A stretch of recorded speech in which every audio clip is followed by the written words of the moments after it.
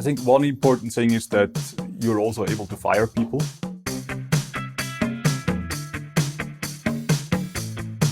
Welcome to the Swisspreneur Show, a podcast about startup stories and hands-on learnings from experienced entrepreneurs. Here's your host, Sylvan.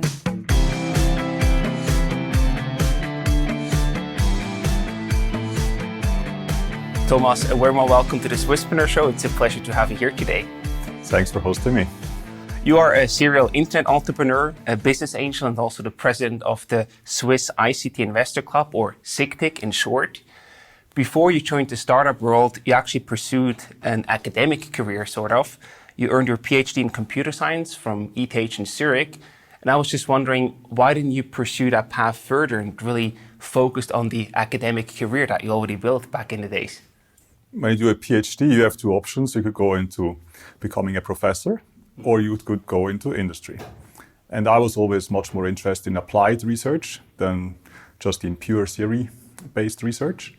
And for me, I really wanted to do something which is concrete, which has an impact. And that, for me, was clear the industry path. That's why I went to industry and had my first job there. And what was that first job that you had there after the academic career? Basically, while I was doing my PhD, I got a job offer from Google, and I signed it before I was finished. But they gave me the grace period to first finish up and then join the next day.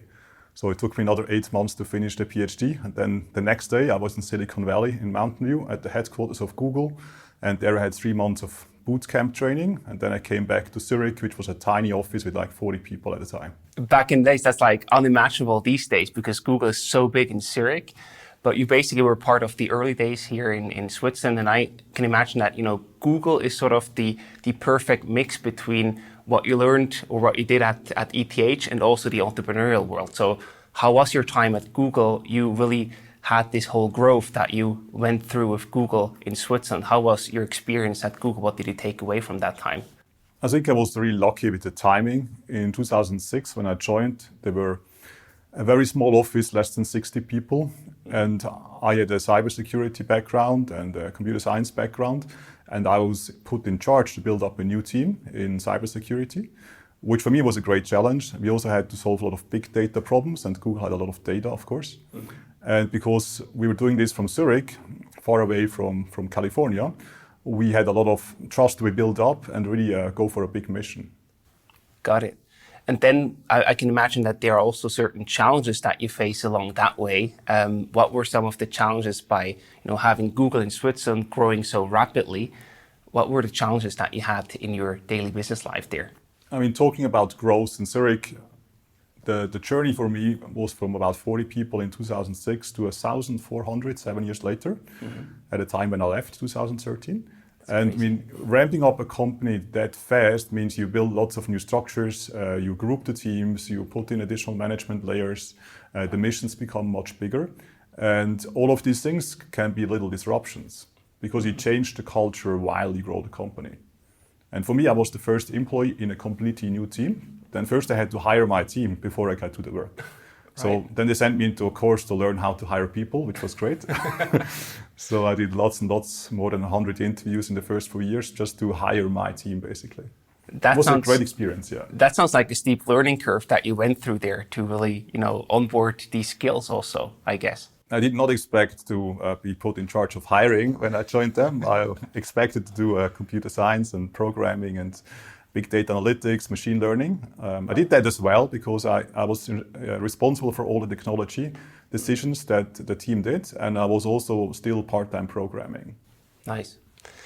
And then, with all this scale-up, the American-style scale-up sort of, I can imagine that you also took away a few learnings there that you can then apply to the startup world that you later joined with becoming also an angel investor. So what was it like in terms of scaling up and really growing a company that stuck with you that Swiss companies might not do the same way as Google does it? I mean, I just saw it by example. And one thing that they did is, for example, at the beginning, they only hired senior people, which already knew how to deliver a project. And only later they would add more junior people. Okay. That was one thing, which was a great privilege to me because most people around me, I could learn from them because they were all experts and specialists. A different point is the culture of the company is very hard to keep it if so many new people move in with different backgrounds. And for that, they actually had specific courses to teach the new employees what the culture should be. And also they had a mentee program, which I was part of, to really do hand-holding of the new people such that they would feel at home much faster. But preserving a company culture in rapid growth is very tricky. Is there like any additional tip that you could give also from your startup experience to how to make that culture while growing rapidly still stick and work?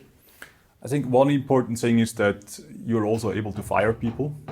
If people are a misfit because of their personality or just because it doesn't work out, you should not keep those people too long in a team because they could easily destroy the whole team culture and team spirit. It's always hard if you need to hire people, if you at the same time also fire some people. And it's not very European, I have to say, that people will have to leave the team. But if you don't do that, it's much harder to build a great culture and really make sure that the teams are functional. Absolutely. Yeah, that's a lesson I learned, which I wasn't used to, that you would easily just 6 months after somebody joins, you would fire him again. For me, it was very new. But in the end, I think if you want to build great teams, that's a necessity to be very transparent about performance, about whether it's a team fit or not, and then take measures. Absolutely. And then after 7 years, you also decided to leave Google. What were the reasons where you said, okay, 7 years, that's enough, I do something else? A lot of my coworkers still don't understand why I left because they say it's a very interesting place to work. For me, there were several reasons. One is there was a culture shift within Google as they became a large company with more than 1,000 people. They had many more managers than engineers, I would say, in a sense that the projects were driven by managers, certainly not by engineers anymore. For me, it was vital that I, as an engineer, could start a new project, have a direct impact, and not just take over somebody else's project. And that was less and less possible over time. On a second reason for leaving Google was that I didn't like to work in a very large corporate. I like the family groove kind of work. So people know each other, they all know the same mission, you know what they do. You really like it's like a family. And that started to break apart into very separate teams. They wouldn't even talk to each other anymore unless they had to. And I preferred the family groove of company life much more. And I can imagine that this family groove is then also one reason that led you to the startup world, where you're working as a family on a big problem, basically. You switched to the startup world. You started Spontax, for example, but also had other ventures that you were involved, like with Contavista, that we're going to talk about a bit more in detail, but also Frontify, for example. So I wonder, where did that entrepreneurial spirit come from? Why did you then decide to not go to another corporate after Google and just say, hey, I really want to go and focus on the startup world and building companies? So how do you learn about startups? And in my case, it was by accident, I have to say. Some young entrepreneurs, the founders of Spontax, they approached me and said, hey, we know you from before, and why don't you give us some money because we really need it for building our startup? And I said, I know 2 of the 3 founders quite well, and I believe that they can deliver. And so I basically overnight became an angel investor. It wasn't really planned, but it just, I liked the idea, I liked the team, and I think that they really deserve to make the idea real. And it turned out very well. After the incorporation of the Swiss company, basically took less than 2 years to sell it to Scout24 in Germany. So then some of the team members had to relocate to Munich. Me as an investor just got the money back plus some more. And this was my first investment, but I had very little idea of what it means to be an investor. I just wanted to help entrepreneurs by supporting them with whatever I could. Great. And how much money did you invest in your first investment there? The numbers were never disclosed because the acquiring party didn't want to talk about numbers. Okay. But it was quite a sizable investment for me. It was more than my bonus at Google. Okay, got it. So for me, it was sizable. In the end, it was really great because the first punch was a lucky punch. And after that, I started to more systematically scout for startups. And I also formed a small group together with 3 other angel investors, which had the name of Seeders or Exceed Investors. We basically were scouting for startups. We gave an interview in Bilanz in a magazine for financial affairs in Switzerland. And suddenly we had a lot of deal flow. More than 100 startups were sending us pitch decks. Wow. And then we said, okay, now we have to do something. So we picked 2 of them, and one of them was Frontify, the other one was Contavista. Great. And then it was about coming real, like now we have to give them money and really like incorporate with them because they were so early, they didn't have a company yet. Then for me it was the question, do we actually have the time to do that if I still work full-time at Google? And then I had to decide what's my next step. Yeah. And then you basically took the leap and said, okay, I'm going to focus on that and that's my new job, right? I mean, originally I had planned to do this as a side thing because we had 3 other angel investors, which hopefully would have time. But then 2 of them got a baby, and the third one just had the rest of his exit, and then he wanted to do world travel, and then it was just kind of me sticking around. I said, okay, now let's do it because I would want to try it. And then I went to my boss and said, look, I want to do startups, so I want to quit. And then the boss said, no, you can't quit. We need you. And I said, okay, I'm going to quit anyway. And then he said, okay, you can go for 1 year, and then if you still regret and want to come back, we do as if you never left. Okay. So you get your stock program, everything back. And so I had 1 year to test it out, which was like very, very kind of my boss. That's a pretty cool setup. But that was the suggestion of your boss, not your own idea. It was my boss' suggestion because he wanted me back. Nice. Yeah. And so I guess with that setup, you were also able to minimize the risk to a certain degree because you could just say, if it doesn't work out, I can always go back. I knew I had the job again a year later if I wanted it. I was not paid in the year I was outside of Google, of course, but I could at any time go back, yes. But I can also imagine, financial-wise, you probably took a different direction there because Google is well known for paying good salaries and being an angel investor where you actually invest your own money, but there's no direct money coming in. How did you handle that? Were there any fears that you had, how you finance your daily life, or how did you do that? I mean, of course, you have to do some calculations on how long you can live without the proper salary. At the same time, I was not just investor. I incorporated Frontify and Contavista, plus I also incorporated a third startup where I was operational in a CTO role, which I had a salary, but not a big one. Okay. And then also did some consulting on the side. So I had some base income, not a lot, not as much as with Google. Sure. But I didn't have to cover all the expenses. So it was a mix of a little bit of income plus a lot of investor work. Yeah, and you also built a big upside basically with your investments on the other hand, right? It was also much more fun to work with young, inspired entrepreneurs, and I really tried to make this big. For me, it was a big bet, and I knew it was a medium to long-term bet. So I had to do this for several years before I would see whether it works out or not. Right. And at the beginning, you never know. You just have a gut feel. And the gut feel was really good. I liked the people, I liked the idea, and I saw I could make a contribution as well on my side, so I could help them get there faster and de-risk it early. Before we talk about the specific case of Contavista, I also want to know more about what happened after this 1 year period. What did you tell Google? What happened? What was your learning after this 1 year period where you still could have gone back to Google but didn't decide to do so? So the first year was very intense. I left in March, and then the next month we started to incorporate companies. And to me, I suddenly forgot that I had worked at Google. I didn't even notice when the year was over. I was just so busy with these 3 startups which we were bootstrapping, one of which I was the CTO of. With Contavista, I was in the board. At the same time, I was looking at additional investments. I was super busy with all the many things that I completely forgot that the year was over. And the things also were turning out quite well. So we could get funding, we could hire more people, and it was just growing in all dimensions. So you were basically just too busy to even think about that because my boss sent me an email by the way, the year is over, why didn't you come back? And I'm like, oh shit, I completely forgot about that. Maybe I should have told him. And then, invited me back to lunch, but I said, look, basically I'm so happy with the new thing. Currently it's not good timing to go back to my other job. Makes sense. So yeah, let's talk about Contavista. I think one of your great flagship cases, if I can call it that way. Contavista offers services for financial institutions and also consumers based on financial data analysis, basically. Maybe you can talk a bit more about the specific problem that you solved there, because there was, more data available, but the banks didn't really know how to handle it and show it to their customers and to themselves. So what was the specific problem that you actually solved with Contavista? So most customers, end of the month, they get a paper printout or a PDF which states all the transactions, but this is like dead data. you cannot analyze it, you don't really see the trends, you cannot use it for optimizing your budget, you won't even find the right transactions for your tax declaration. It's data basically in a form which is very hard to process.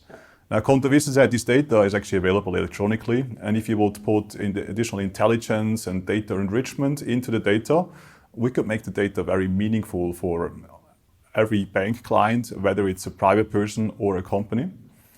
This is called personal finance management for private people, or for companies, basically it helps them optimize the cash flow. So then their vision was to build something within the existing e-banking system to make the customers of the bank more aware how they spent the money and how they could optimize that. And give them like a forecast on how much money is still on the bank in December when you want to buy nice presents or maybe go on holidays. Right. So it helps with financial planning and gives you financial insights. Mm-hmm. And I remember that even back then, but also today still, this is a pretty hot topic in banks and the financial industry in general. So I was also wondering, why did you decide that the timing was right when you started Contavista? Why was the timing the right timing to get started with that company, that idea? I mean, the banks knew that they had to reinvent themselves to become more digital. The customers became more demanding. Mm-hmm. I mean, the thing like quantify itself, where everybody wants to measure everything about their lives, not just the fitness part, but like everything. Yep. Of course, you want to also have insights into your financials. And for us, it was clear there's a trend. People want the data to be useful. They want to get more digital services. They want to get insights. And the future channel with the banks will not be the counter, not the physical meetings. It will be a virtual service. Mm-hmm. And that's why we saw the trend of the industry goes towards more digital banks. And now also with the cell phones, you could have a bank on a cell phone. Most of the big banks didn't even care about that, really. I mean, they had some kind of banking, but it wouldn't really give you extra benefits. Some banks later learned that this should be the primary channel, not the secondary channel. To have it mobile and everywhere and whenever you need it, even on the weekends. Mm-hmm. And now with Contavista, this trend was obvious. We also saw it in the US with Mint.com. They had already built personal finance management, and people really liked it because it gave them better control over the financials. So we saw the trend was coming to Europe, and we saw it's quite an effort to build the system because the banks, they didn't move very fast, but they all knew they had to. Yeah, and you were basically there to fill that need, to fill that gap. Yes, we wanted to be early, to have a really good solution which the banks could use. But at the very beginning, to be honest, the team said they want to do it directly to the consumers through a portal where they would basically get the bank's data with all transactions into their portal and then take over the digital channel and provide a better financial comprehensive service than the banks could. Mm-hmm. Now, we told to the founders it's not a very good idea to be an enemy of the banks, especially not in Switzerland, where there's very specifics on who has the power and who makes the rules. Yeah. And if you're a tiny fintech and you're against the banks, it's very hard to later collaborate with them. And so we figured instead of doing a business-to-consumer approach, we would start with a business-to-business approach and sell the solution to the banks and basically become the friends of the banks. And we would then monetize on their existing customers and their existing infrastructure by just building the very core of the system. That's much cheaper than really like going directly to the consumer. And how do you make that decision to pivot from B2C to B2B? Was that mainly driven by you as investor, or how was the team involved there? Because if they wanted to go B2C and they say, no, we actually should go B2B, you need to make a decision at a certain point in time, right? And basically the team already approached us almost a year before they came with Contavista. They had a different idea. They wanted to measure the stock sentiment by looking at how people talk about stocks. And they said it's an amazing team, but a terrible idea for monetization. Yeah. Then they came back with Contavista with this business-to-consumer model where they wanted to really give insights of actual transactions. And it was not just me, there were 3 angel investors. And then we had this session about how is the go-to-market strategy, how much money we need for the marketing of the business-to-consumer portal, how do we build a brand? It's very expensive in Switzerland, building a brand. And then we said, if we did B2B, it's much cheaper from a marketing perspective. We are much faster to market. And once we have 1 or 2 banks, we have already more than 1 million customers if we have the right banks. Mm-hmm. And then we said, it's so much cheaper and so much faster and less risk. So why don't we do the B2B thing? So together, in the end, we arrived at the conclusion that this is the better start model here. than really trying to go B2C from the beginning. Got it. And how did the business model shifting from B2C to B2B? It was never actually really built as B2C in the end, because we decided that just a little bit before incorporation that we would really do first 3 years only B2B and maybe later redecide. Okay. And how do you actually earn money with Contavista? Were the banks paying you a fee to use your technology, or how did that work? It's a classical white label software as a service thing. So basically, we sell the software to the banks. They can run part on their systems. Other part of the system which enriches data runs outside of the banks because it's useful for multiple banks. And then they pay a license fee depending on how large the user base is. Got it. Another thing that you mentioned was Mint before in the US. I also know that in the US it's much easier to connect to banks because they have a more open API. In Switzerland, that still until today barely exists. So I can imagine that you also had to solve quite a technical challenge to really get access to the bank data of the clients. How do you solve that challenge? Yes, that's true. I mean, in Europe, there was a standard established where banks have to be compatible with an application programming interface where we have a standard on how to get the data. Switzerland is not part of that group. They don't need to implement it, and they also don't want to implement it. So at that time, you had to basically look at what is the software that they run, the so-called core banking system. And luckily, there are two big players. One is Finova and one is Avaloq. And if you implement the interfaces of these core banking systems, which are proprietary, then basically you can extract data. And we had one advantage that the two founders, Gianretta Porto and Nicola Cepeda, they have worked as consultants to implement software on top of these APIs. So they knew exactly how Finova and Avaloq core banking systems worked, and they knew that they could get the data out of these containers, these systems. Awesome. So they had specific knowledge to apply that. Yeah, they knew exactly how to get the data. Perfect. We know interruptions are rude, so we'll make it quick. The more positive ratings we have, the more people we can reach. So if you want to hear more from the Swisspreneur team, give our show a rating on Apple Podcasts. It only takes a minute. And then another challenge that you solve, especially in a pretty traditional industry, is how do you build trust and also confidence, especially as a startup. So I can imagine selling to banks, they probably ask, what guarantees do we have? How do we make sure that you are still here in 10 years? I think you told me in the prep call. How do you build that trust and also earn the trust from the banks that they really wanted to work with a startup and actually made a contract with you and bought the software, the technology from you? I mean, if you look at the banks, their number one thing is they need to reduce the risk. If they want to lend money, they look at all the possibilities, what could go wrong before they decide if they give you money or not. Right. Now, if you're a young startup, you have like less than 10 people working there.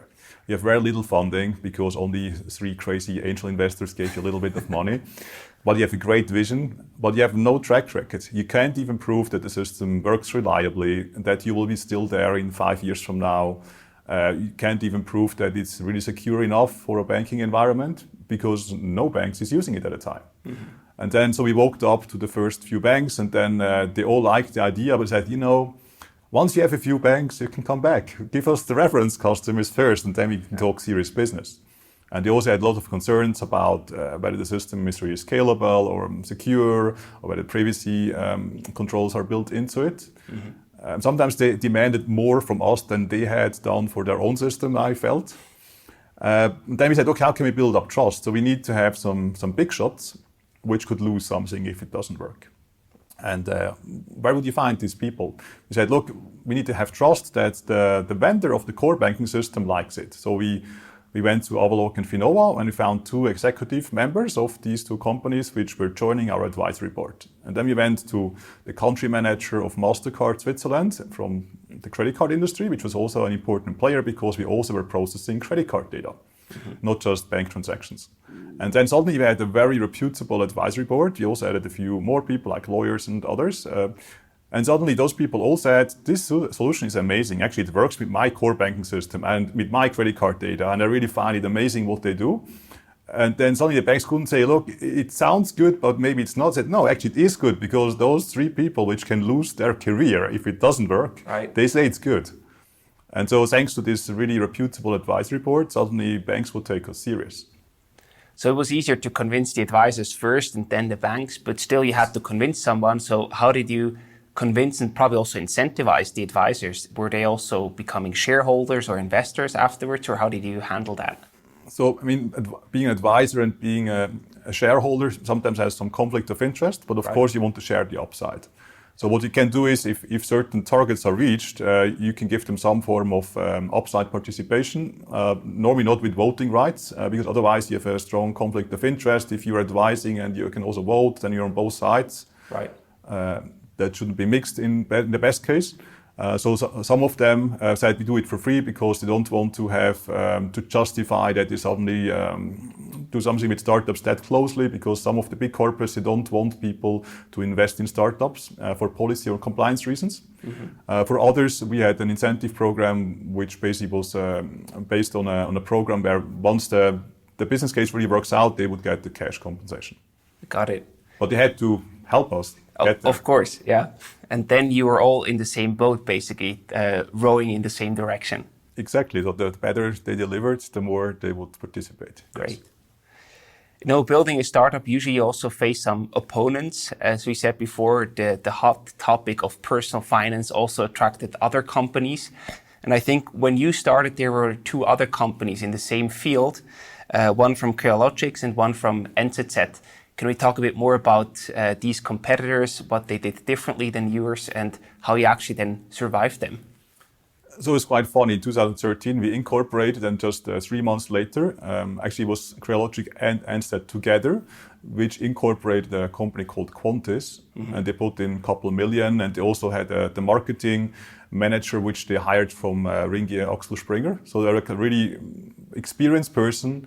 Plus, they licensed the personal finance software from abroad to just basically adopt it to Swiss standards, and they would just be ready like the next day. So we were a little bit scared that they basically tried to copycat us, but they went down the business to consumer road and not the business to business road. So at that time, they didn't know how we would go to market, but they knew that we were out there, and apparently they also liked the idea that doing personal finance at scale would be a good thing. And with NZZ, they had amazing news channels. They could really build up reputation and reach the consumers. And with Crealogic, they had a stock-quoted company which knew everything about multi-banking. So it looked like there's a super strong competitor out there. For us, it was incentivizing us to do it even faster. So we wanted to launch in the first 18 months, which we eventually did with the first bank. We went live in 18 months. Nice. With the Schweizer Kantonalbank. We were really fighting that we would deliver a working product as soon as possible. Because we knew maybe one day they also changed the business to business, and then we need to have the banks with us, not that they would then suddenly be lost. So for us, it gave us a big push, but it also showed that there's a real market. If you're in a market, there's no competition, something is wrong. But they actually had a third competitor. Maybe it was a third company in the same field, which was Numbers from Central Way. And they collected 130 million of funding in 4 years, from 2013 to 2017. They built a huge team. Some people said like close to 100 people. Don't know what was headcount, what was FTEs, but it sounded like they had amazing firing power. But funny for them, they also went down the business to consumer road, and they found out that if they're working against the banks, that they cannot continue. That's why they left Switzerland in the end, just launched in Germany. But all three of them basically had a very good basis to become successful. But eventually they then didn't. What was the reason beside the B2C choice? Were there any other reasons that you could see why it didn't work out? It's always hard to say why it doesn't work out for the competition. I mean, why it worked out for Contavista is that they really made it such that every customer became super happy. And then the new customers would basically give a call to the old customer, which said, look, it's amazing. Like with Schweizer Kantonalbank, it took them 14 days to deploy the solution into a productive environment. So after 14 days, everything was working. Wow. And they could use the real data for the first customers to show that it connects to the real system in the back end and shows the interesting insights. Yeah. And of course, if you do such a good job, and then also if there's support questions or bug fixing, you're really quick, then they will tell others. What didn't work out for the competition, maybe It was just hard to convince the people to give them their banking data. Some people might hesitate to give logins to e-banking systems and extract the data, give it to a third-party portal where you don't really know what might happen. That could be an issue. On the other side, I don't really know what the key reasons were, but in the end, maybe the market just wasn't ready to pay for that, for a B2C service, because everything else was almost for free. And with business to business, you could of course charge because it's a new service by the bank and they know it costs because they need it in the future. And if it doesn't cost, it might not survive. So we have had one case where one of the competitors offered for free a business to business solution to a bank, and we were offering at the same time, but we had the price tag. And the bank decided for us because they wouldn't believe that the others would survive with the free model. And so quality is more important than other things. That's an interesting statement. So the free model was not chosen because of, again, the trust or the reputation, where they thought that this will not work. Yeah, and also because the others had a competing model where they would try to steal the data from the bank and get a digital channel for the customer also. That's another issue. And then just being free would not compensate for additional risks. Yeah, got it. And how did you, as a founding team, then handle the competition? You have a very well-known media company, the NZZ Group. You have a well-funded startups with over 100 million funding. How did you, cope with that? Also, certain pressure, I can imagine, where you suddenly see, hey, they are super strong, super well-known. They have a huge leverage that they can build with their own media company, or they have so much investment. How did you handle that? Were there any, doubts or also fears along that process when you see what the competition is doing? I mean, you definitely want to watch what's going on. And for us, focus was most important. So we said we really need to prioritize which of the banks we need to win and really do everything we can win them as fast as possible. For example, Zürcher Kantonalbank was one of really was of big importance to us. We knew if we would lose it to somebody else, it will be hard because it's like a flagship customer. That's why we were very intensely going into discussions with all our most favorite customers and do everything, including activating people from further out the advisory board to really try to win those deals. So for us, it was really focused. We have little resources. We need to make sure we spend them on the most relevant things. And for the competition, we're just watching them. And of course, we ask also when we had chats with the banks, whether they already were talking with these and what they think about them, what they think about us. And also so we learned a little bit on how they're moving into the market and whether banks like them or hate them or whatever, find something weird. And so you can also learn from how people perceive the competition, even if it's your customers that you ask. True. And especially those which already had as customers, they would tell us everything about the others, which was very nice. So you had some insights on how they were moving. Great. And then let's fast forward a bit to 2017, when you actually sold Contavista to Aduno. Can you talk a bit more about how that deal happened and who actually made the first contact and how the actual sale went down? So the sale was 4.5 years after the incorporation of the company, which was quite fast, I would say. Absolutely. The company had about 20 employees at the time and 9 paying customers and another like 10 or so in the pipeline. So it was still very young. It was sold to the Aduno Group, which was also the Series A investor. So we knew the company. They invested about 1.5 years before in the first round after the angel investments took place. And at that time, it was a very good fit because they were doing data analytics. They had collaboration with credit card processors, with Viseka, which was delivering data to our system. Their shareholders were our customers. So we had a very close entanglement on the know-how basis, on the customer basis, and also on the future business basis. And they got to know us. They went to the board. They basically tested us out for 18 months. And then suddenly they came like more or less by surprise, like, now we have to buy you. It was like, without discussion, like they said, now it's time, now they have to buy us. Do you know what triggered? But we're not in a hurry because everything works so well. We increasing, more customers were even profitable at the time. We didn't need more money, which was very bad for them. So they couldn't just say, you need our money, that's why we can make the rules. So we could make the rules. But we knew it would be a perfect fit because they had a much larger customer base. They could monetize what they bought quite well. That's also why they could pay a little more. And then we said 2 times no for the offer, and the third time the offer was so good that nobody refused anymore. And we said, okay, if you don't sell now, you're really stupid. And also the team said they want to continue even after selling it because they want to show that when they integrate with the larger corporate that it still works as they had intended. Yeah. And then they continued for another 2 years to really make it great. Nice. It was a good exit for both sides. I mean, both got a lot out of it. And when you took them on as Series A investor, were there already any plans to potentially exit to them later on? Or what was the rationale behind it for the Series A investment? We wanted to make sure that we have options.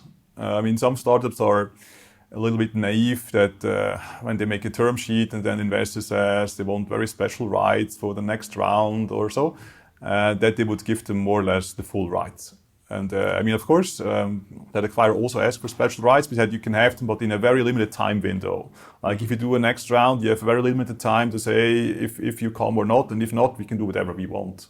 Right. And we already knew that from others, which made the mistake that they basically would be just having one partner, and the partner more or less would make the rules. And if he was not happy, then the rule wouldn't happen. And we didn't want that. So we said, even if they will not do the round, we can still do it with somebody else, and then they couldn't block it anymore. So you should never give stupid veto rights to your first investor, because otherwise later on you're very restricted in what you can do with additional investors or not. Right.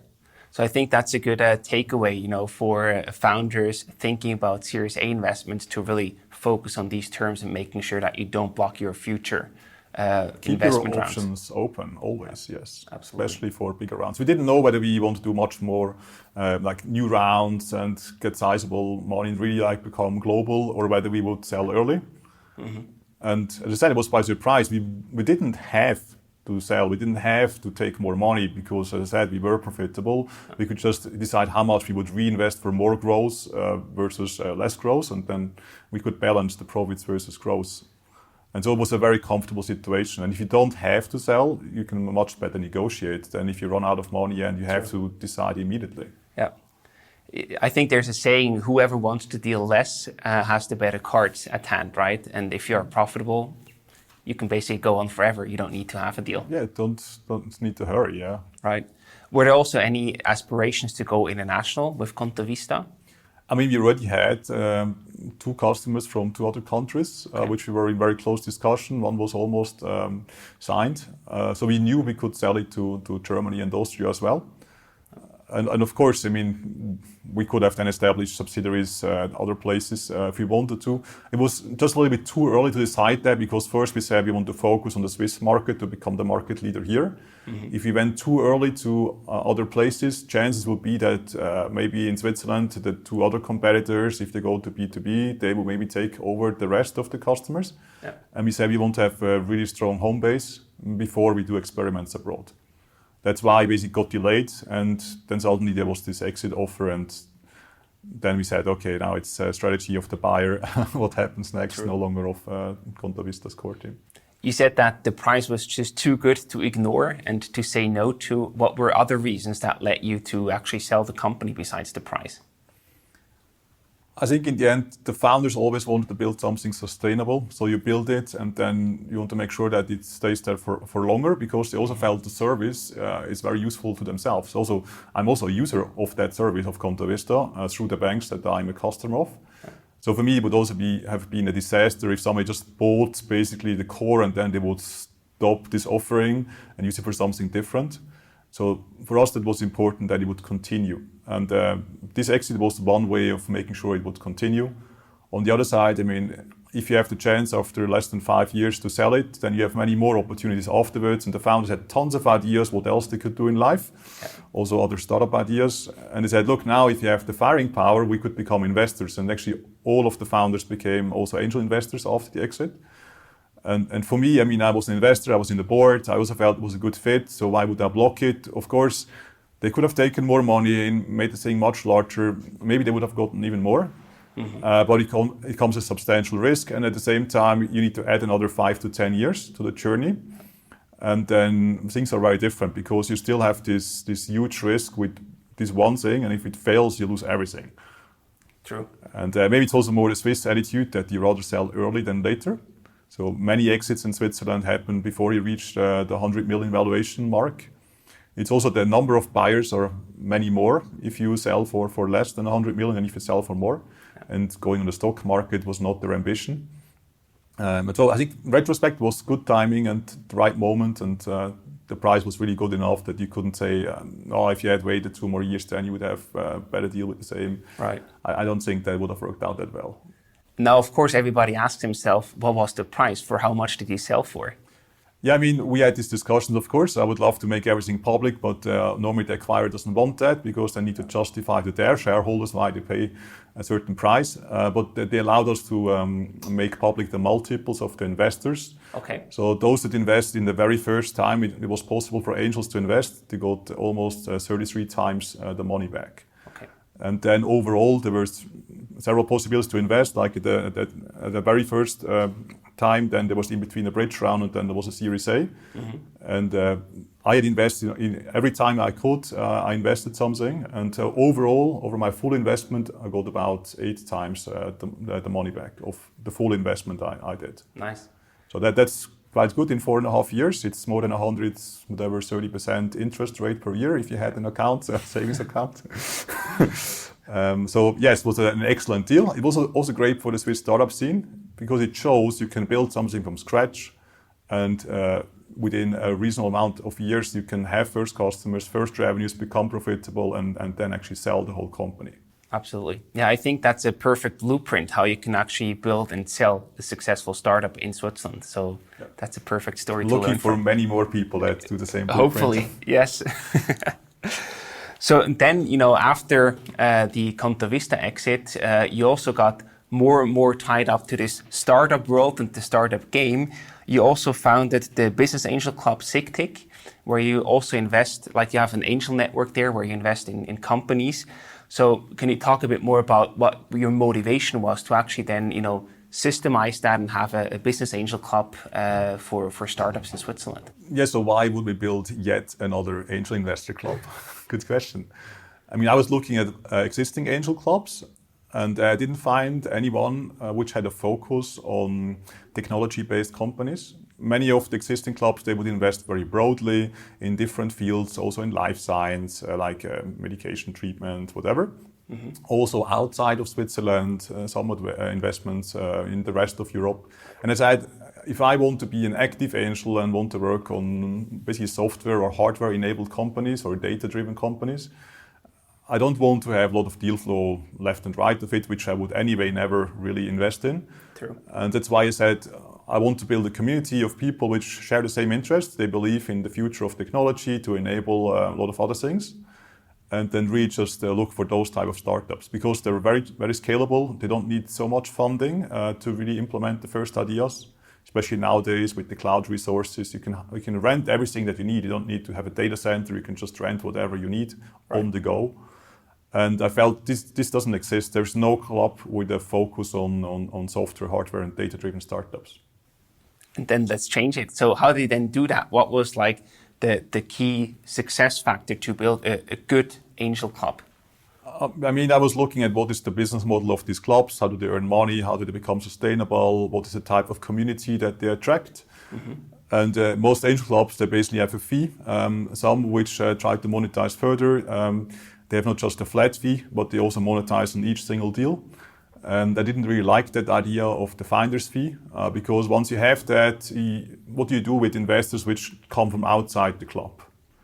And then some clubs, they basically make it exclusive, so only their members are allowed to invest, but then you miss out on the amazing other investors because they cannot invest or they need to pay fees and then they don't want to invest.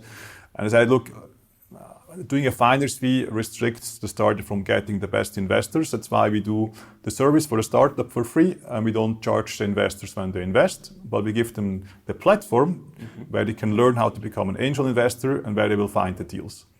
And they should earn money, the investors themselves, if they invest in the best deals.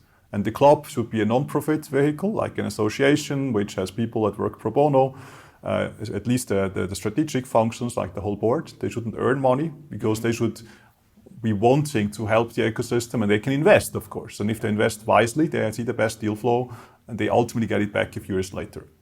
So I said it needs to be a non-profit organization, and it needs to be such that everybody can invest, even people from outside the club.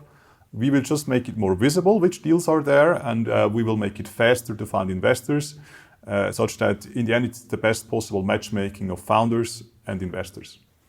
Got it. So now, after Google, after the first successful exits, after founding SigTig, what's next for Thomas? What's next for me? I mean, currently I'm working a lot with my more than 20 portfolio companies. I've incorporated 10 companies so far. I'm going to incorporate 2 more companies later this year if it works out. So I'll be looking after the very young ones at the same time as making sure that the bigger ones can grow further. I mean, for example, Frontify, which was also incorporated 2013, has now about 130 employees. And we also have an office in New York and in Germany. So we want to grow this further because it's a really good product, and I see a lot of potential to make this even larger. So I try to make the good running startups larger and more international, and at the same time I try to help the founders to really start from scratch and build something great. Awesome. We're going to tackle how to become a business angel, a successful business angel in Switzerland in the second episode. So before we conclude that one last question for you. Are there any additional resources or gadgets that you can recommend, like books, podcasts, blogs, or even tools like your smartphone, for example, that you use yourself on a regular basis? I mean, there's lots of tools out there, but they all have very specific purposes. I think in the end, it's important that you work very efficiently. I mean, what I like a lot is collaboration tools. For example, if you do together a project, or if you do due diligence on a startup together, that you don't send emails or attachments back and forth, but you rather use a shared collaborative solution, for example, Google Docs or Google Spreadsheets, because there everybody has always the latest version, and you see who did what, and you don't need to ask where's the latest version. So I like these collaboration tools a lot, mostly Google Spreadsheets and Docs, because they're extremely efficient. That makes sense. And also saying that as a former Googler, I think that's very authentic. I mean, I used them already back then, and I still use them a lot. And other people which don't know how it works, how they can use collaborative tools, they're amazed on the efficiency gains. Of course, there are other platforms. I mean, Microsoft also has such tools, but they're not yet on the level that they really allow collaboration very easily across borders. Got it. So thank you so much for sharing your story and the Contavista story, Thomas. And we are looking forward to hearing and seeing you again in the next episode. Thanks for interviewing. Have a good day. This episode was brought to you by Swisspreneurs' main partner, Clara Business, the digital all-in-one solution for small businesses. Managing internal processes manually and on paper wastes an incredible amount of time. That's why Clara digitizes everything, allowing you to focus on what really matters, your core business. Go to clara.ch to find out how your business administration can be simpler, faster, and more efficient. Again, that's clara.ch.